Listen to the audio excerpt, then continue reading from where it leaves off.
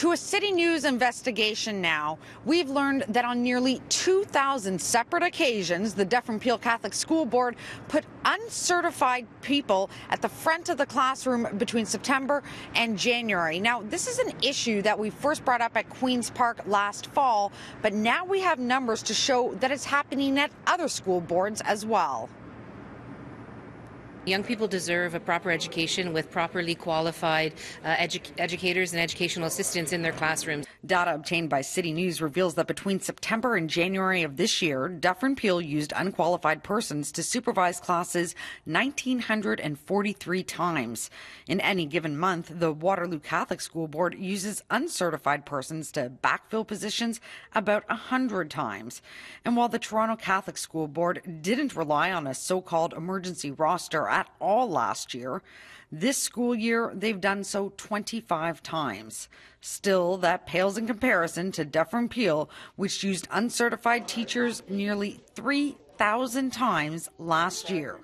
3,000 days they're completely lost to students where they learned nothing, because the teachers aren't qualified and aren't certified to teach. Well, again, and a lot of times they're parents. And again, the principal and the school boards have the opportunity to allow people into the classrooms via a process called letter of permission.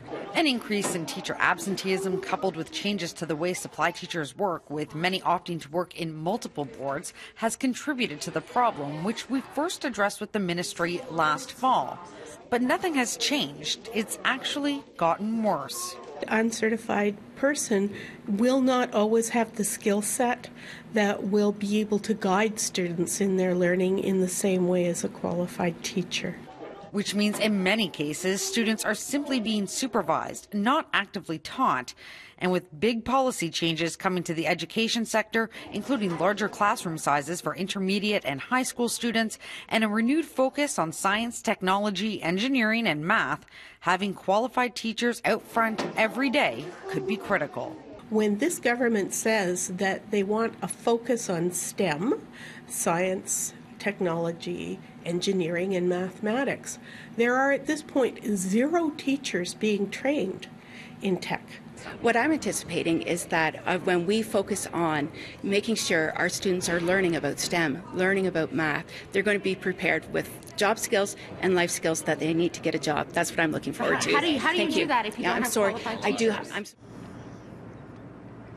Now, the cost difference for using an uncertified person in your child's classroom versus an actual supply teacher is about $100 a day. And the opposition worries that with potential cuts coming to education, many boards could be looking to this as a way to save some cash.